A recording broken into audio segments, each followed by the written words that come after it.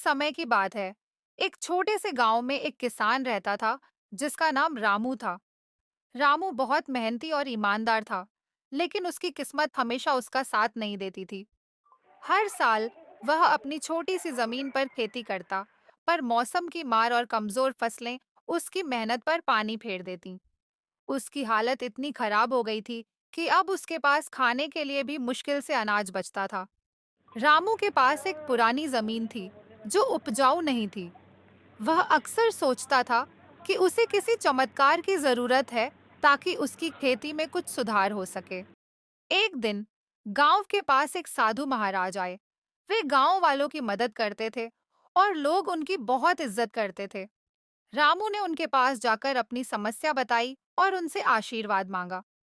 साधु महाराज ने मुस्कुराते हुए रामू को एक भिंडी का बीज दिया और कहा, यह कोई साधारण बीज नहीं है। यह एक जादुई भिंडी का बीज है। इसे ध्यान से बोना और इसकी अच्छी देखभाल करना। समय पर इसे पानी और खाद देना।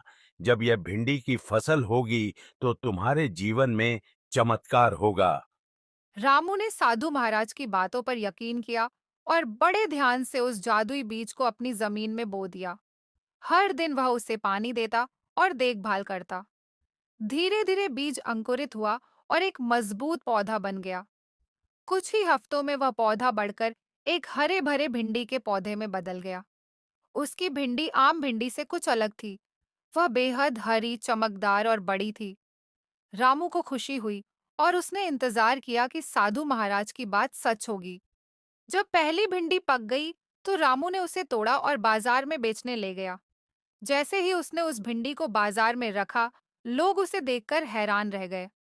भिंडी की खूबसूरती और उसकी ताजगी देखकर सभी उसे खरीदने के लिए उत्सुक हो गए। रामू ने पहली बार अपने जीवन में इतनी महंगी भिंडी बेची। वह बहुत खुश हुआ और साधु महाराज के प्रति आभार प्रकट किया। रामू अब रोज उस जादुई पौधे से भिंडी तोड़ता और उसे बेचने ले जाता। हर बार उसकी भिंडी पहले से भी ज्यादा मूल्यवान होती। धीरे धीरे रामू ने अपनी आर्थिक स्थिति सुधार ली। वह अब गांव के सबसे अमीर किसान बन चुका था। उसकी जिंदगी पूरी तरह से बदल गई थी। उसने अपने खेतों को और बड़ा किया और गांव में एक सुंदर घर बनवाया। लेकिन कहानी यहीं खत्म नहीं होती। रामू ने देखा कि उसकी भिंडी केवल उसे धनवान नहीं बना रही, बल्कि जो भी उस भिंडी को खाता, वह भी स्वस्थ और ताकतवर हो जाता। गांव के लोग बीमारियों से मुक्त हो गए। बच्चों में स्फूर्ति आ गई और बुजुर्ग भी जवान महसूस करने लगे। यह भिंडी सचमुच जादुई थी। रामू का दिल अब पूरी तरह बदल चुका था। वह केवल अपने लिए धन नहीं कमाना चाहता था, बल्कि अपने गांव और देश की भलाई के लिए भी कुछ करना चाहता था।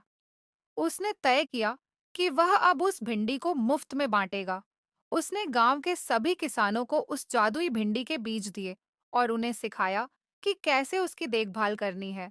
जल्द ही पूरा गांव जादुई भिंडी की खेती करने लगा और हर किसान की हालत सुधरने लगी। गांव के बाहर भी लोगों को इस भिंडी की खबर लगी और दूर दूर से लोग इसे खरीदने आने लगे। अब रामू का गांव पूरी दुनिया में मशहूर हो गया था। लोग इसे जादुई भिंडी का गांव कहने लगे।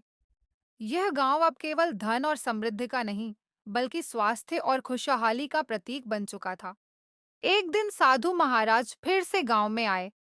उन्होंने देखा कि रामू का जीवन और गांव दोनों ही बदल चुके हैं। रामू ने साधु महाराज को प्रणाम किया और उनका आभार व्यक्त किया। साधु महाराज ने कहा, तुम्हारी मेहनत और ईमानदारी ही तुम्हें इस जादुई भिंडी तक ले आई। याद रखो, असली जादू किसी बीज में नहीं, बल्कि इंसान की मेहनत और उसकी सच्ची नीयत में होता है। रामू ने साधु महाराज की बात को हमेशा के लिए याद रखा और जीवन भर वह मेहनत और ईमानदारी से काम करता रहा। उसकी जादुई भिंडी अब पूरे देश में फैल चुकी थी और हर जगह लोग उसकी भिंडी की खेती कर रहे थे। और इस तरह रामू की मेहनत, साधु महाराज के आशीर्वाद और जादुई भिंडी की मदद से न केवल रामू का, बल्कि पूरे गांव का जीवन बदल गया। दोस्तों, यह कहानी आपको कैसी लगी?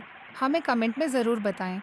अगर आप चैनल पर नए हैं तो सब्सक्राइब ज़रूर करें और वीडियो को लाइक भी करें।